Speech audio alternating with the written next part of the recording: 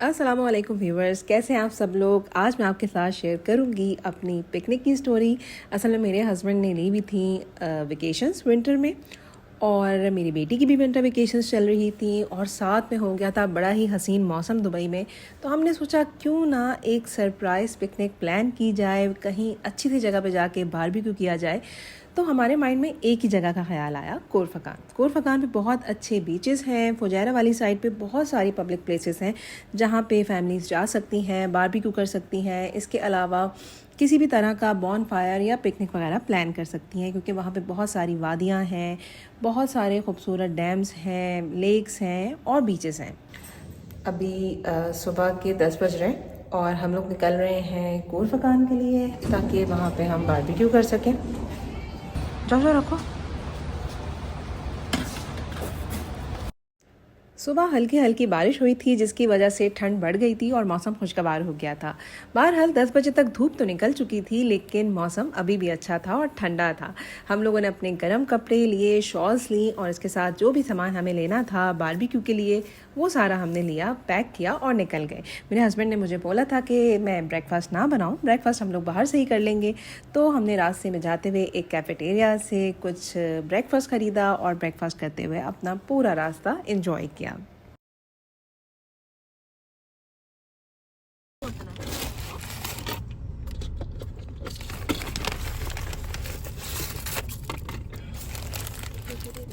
Hello madam.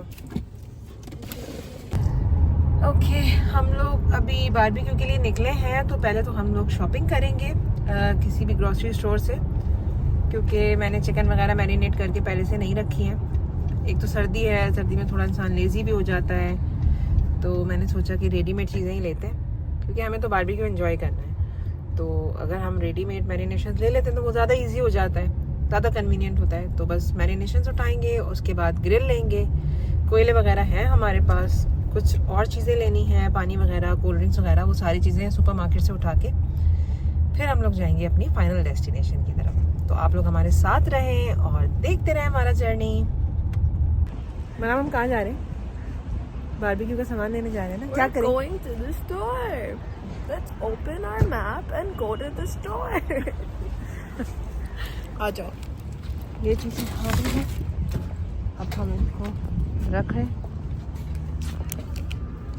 ये सब चीज़ें मैरिनेट, चिकन वगैरह, ऑयल सब हमने ले लिया है और अब हम रख रहे हैं इसको।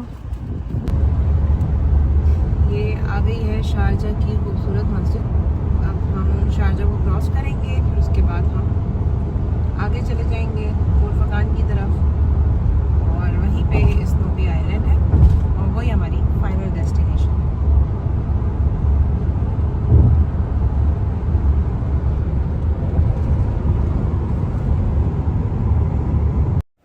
रास्ते में हमें बहुत ज़्यादा खूबसूरत मौसम एंजॉय करने को मिला। कहीं कहीं हल्की हल्की धूप थी तो कहीं कहीं बादल, और बहुत ही खूबसूरत मंजर हो रहा था। बारिश ऐसे हमें कहीं एक्सपीरियंस करने को नहीं मिली, लेकिन जब हम फुजैरा में दाखिल हुए तो वहाँ पे सर्दी दुबई के मुकाबले में थोड़ी ज़्यादा थी, क्योंकि ये एरिया थोड़ा ऊंचाई पर है, इसलिए यहाँ पे सर्दी ज़्यादा होती है। और यहाँ के खूबसूरत बुलंद व बाला पहाड़ देख के आपके मूड पे भी खुशगवार असर पड़ता है, और बहुत ही हसीन आपको नज़ारे यहाँ पे एक्सपीरियंस करने को मिलते हैं।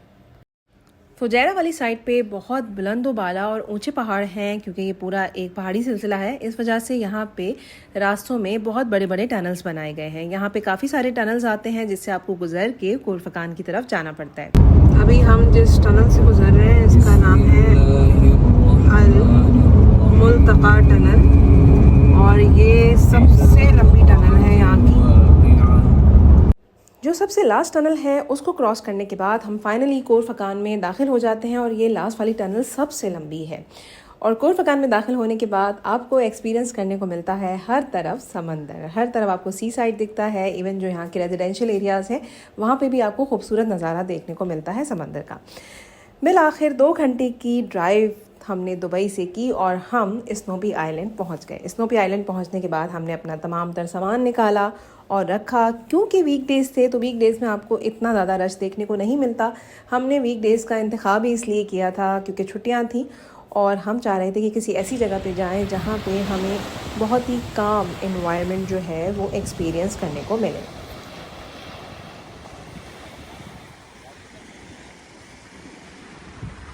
क्या कह रहे हैं?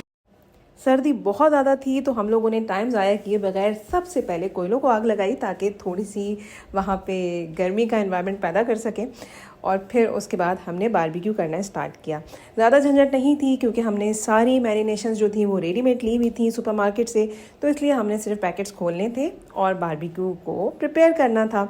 और ये मैरिनेशंस काफ़ी अच्छी भी होती हैं जो रेडीमेड होती हैं, इसको बहुत ज़्यादा टाइम नहीं देना पड़ता। ये ऑलरेडी इतनी अच्छी मैरिनेट हुई हुई होती हैं और टेंडर होती हैं कि इनको आप बारबेक्यू ग्रिल पे रखो और ये 15 to 20 मिनट्स में बन जाती हैं, जबकि आप जो घर में मैरिनेट करके लेके जाते हैं अक्सर उसमें थोड़ा टाइम लगता है। बहरहाल हमने अपने मैरिनेशंस को ग्रिल पे डाला और उसको मैंने थोड़ा सा ऑयल के साथ ग्रीस किया ताकि जल्दी जल्दी हमारा खाना तैयार हो जाए, हम खाना एंजॉय करें, फिर उसके बाद हम लोग वहाँ पे कुछ एक्टिविटीज़ करें। बहरहाल बड़ा ही काम एनवायरनमेंट था, बहुत ही कम लोग थे, 1-2 फैमिलीज़ आई हुई थी, वो हमारी तरह थी जिन्होंने वीकडे का इंतखाब किया था पिकनिक के लिए। फाइनली हमारा खाना तैयार हो चुका है और हम लोग एंजॉय कर रहे हैं। बस 2 सीखें बच गई थी तो उसके साथ ही हम लोगों ने चाय भी रख दी थी ताकि चाय भी साथ ही साथ तैयार हो जाए। ऐसे मैंने चाय नहीं बनाई थी, मैंने सिर्फ पानी गर्म किया था केटल के अंदर ताकि केटल में पानी गर्म हो जाए तो जिसका दिल चाहे वो चाय पी ले, जिसका दिल चाहे वो कॉफ़ी पी ले। हमने चाय और कॉफ़ी के भी प्री मिक्सेस लिए थे ताकि वो इजीली हर बंदे की चॉइस के मुताबिक तैयार हो जाए।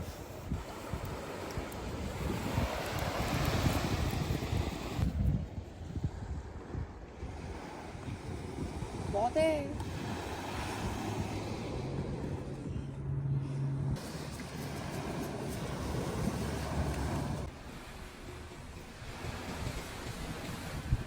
चाय की केटल को देख के तो लग रहा था कि उसमें जो पानी है वो बहुत ज़्यादा गर्म हो चुका है, लेकिन ऐसा नहीं था। कोयले हमारे ठंडे हो चुके थे जिसकी वजह से वो पानी अच्छे से गर्म नहीं हुआ था। तो फिर हमने अपने ब्यूटेन वाले स्टोव पे ट्राई किया कि हम उस पर चाय गर्म कर लें, पानी गर्म कर लें और फिर उससे चाय और कॉफ़ी बनाएं। तो ऐसा ही हुआ, ब्यूटेन वाला जो स्टोव था उसने काफ़ी अच्छा काम किया और उससे फिर हम लोगों ने चाय और कॉफ़ी अपनी प्रिपेयर करी और शाम की चाय का मज़ा लिया। पूरा दिन गुजर चुका था ड्राइविंग में और इस जगह पे बारबेक्यू तैयार करने में, बातें करने में। बहुत मज़ा आया, बहुत ही अच्छी पिकनिक रही, बहुत अच्छा फैमिली टाइम यहाँ पे स्पेंड हुआ।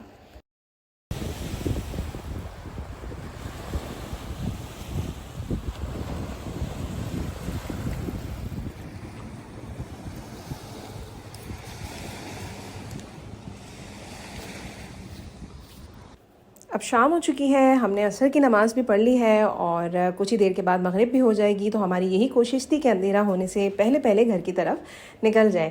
वैसे तो स्नोपी आइलैंड्स पे काफ़ी सारी लाइट्स भी हैं, लेकिन हमारी यही कोशिश थी कि जल्दी चले जाएं क्योंकि हम लोग थक भी काफ़ी गए थे और सर्दी थी तो थोड़ी नींद भी आ रही थी।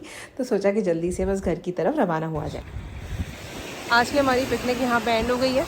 अब हम लोग जा रहे हैं घर की तरफ वापस और सारा सामान भी हमने उठा लिया है। मराम भी सारी चीज़ें लेकर आ रही है। बहुत अच्छा रहा आज का दिन, बहुत मज़ा आया और अभी भी काफ़ी अच्छा मौसम हो रहा है, बहुत ही सूदिंग समंदर की आवाज़ आ रही है। फाइनली हम लोग जा रहे हैं। मराम ने भी सारा सामान उठा लिया और मैंने भी, बस हम लोग अब घर की तरफ निकल रहे हैं। ये है कंप्लीट सीनरी, यहाँ पे समंदर है और यहाँ पे वादियाँ हैं। सूरज भी गुरूब हो रहा है इस टाइम पर।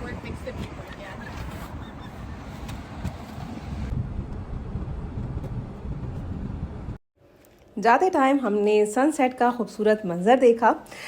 वैसे जब हम फुजैरा जाते हैं तो वहाँ पे हमें बहुत सारी खूबसूरत पब्लिक प्लेसेस मिलती हैं जहाँ पे हम अपनी फैमिली के साथ जाके एंजॉय कर सकते हैं। और अभी मौसम अच्छा है तो मैं भी आपको सजेस्ट करूँगी कि फुजैरा वाली साइड पे जाएं, कोर फकान वाली साइड पे जाएं। वहाँ पे बहुत सारी अच्छी अच्छी जगहें हैं जिसमें शीश पार्क है, शीश रेस्ट एरिया है, इसके अलावा रफीसा डैम है और भी बहुत सारे वहाँ पे पब्लिक पार्क्स हैं, लेक्स हैं और बहुत सारे बीचेस हैं जहाँ पे आप जाके अपनी फैमिली के साथ एंजॉय कर सकते हैं और अच्छा टाइम स्पेंड कर सकते हैं।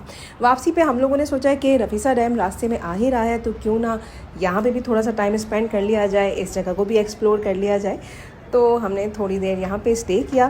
कोई एक्टिविटी तो नहीं की क्योंकि शाम काफ़ी हो चुकी थी और थकन भी बहुत हो रही थी, इसलिए हमने यहाँ पे सिर्फ वॉक की और थोड़ा सा इस एरिया को एक्सप्लोर किया, थोड़ा सा यहाँ पे बैठ के रेस्ट किया और फिर अपने घर की तरफ वापस चले गए। वैसे ये बहुत ही खूबसूरत जगह है, ये बहुत बड़ा डैम है और यहाँ काफ़ी सारे वाटर स्पोर्ट्स के ऑप्शंस अवेलेबल हैं। इसके अलावा आप सिर्फ बोटिंग भी यहाँ पे कर सकते हैं और यहाँ के खूबसूरत नज़ारों को एंजॉय कर सकते हैं। यहाँ बच्चों के लिए प्ले एरिया भी है, बहुत सारे यहाँ पे कैफ़ेज़ हैं और इसके अलावा यहाँ पे रेस्टोरेंट्स भी हैं। यहाँ पे ऐसी बहुत सारी बैल्कनीज़ बनी हैं जहाँ पे खड़े होके आप यहाँ के खूबसूरत नज़ारों को एंजॉय कर सकते हैं, अपनी फैमिली के साथ बैठ के बातचीत कर सकते हैं। इसके अलावा प्रॉपर पिकनिक भी यहाँ पे पूरे दिन की प्लान की जा सकती है। बहरहाल ये बहुत अच्छी जगह है, बहुत अच्छा एरिया है। मैं आपको रेकमेंड करूँगी कि अपनी फैमिली के साथ एक दफ़ा इस एरिया को ज़रूर एक्सप्लोर करें। हमारा आ गया है वापसी का टाइम। अब हम जा रहे हैं वापस अपने घर की तरफ, वापस दुबई जा रहे हैं। रास्ता बहुत लंबा है, लेकिन क्योंकि यूएई का इंफ्रास्ट्रक्चर बहुत अच्छा है और यहाँ की रोड्स अच्छी हैं, इसलिए इतना लंबा रास्ता भी पता नहीं चलता और आसानी से कट जाता है। उम्मीद करती हूँ मेरा आज का व्लॉग आपको पसंद आया होगा, आपने एंजॉय किया होगा। मेरी इस रिकमेंडेशन पे इस जगह को ज़रूर एक्सप्लोर कीजिएगा और अपनी फैमिली के साथ एंजॉय कीजिएगा। फिर मिलूंगी किसी नई जगह के साथ, किसी नए एपिसोड के साथ। जब तक के लिए मुझे इजाज़त दीजिए। अल्लाह हाफिज़।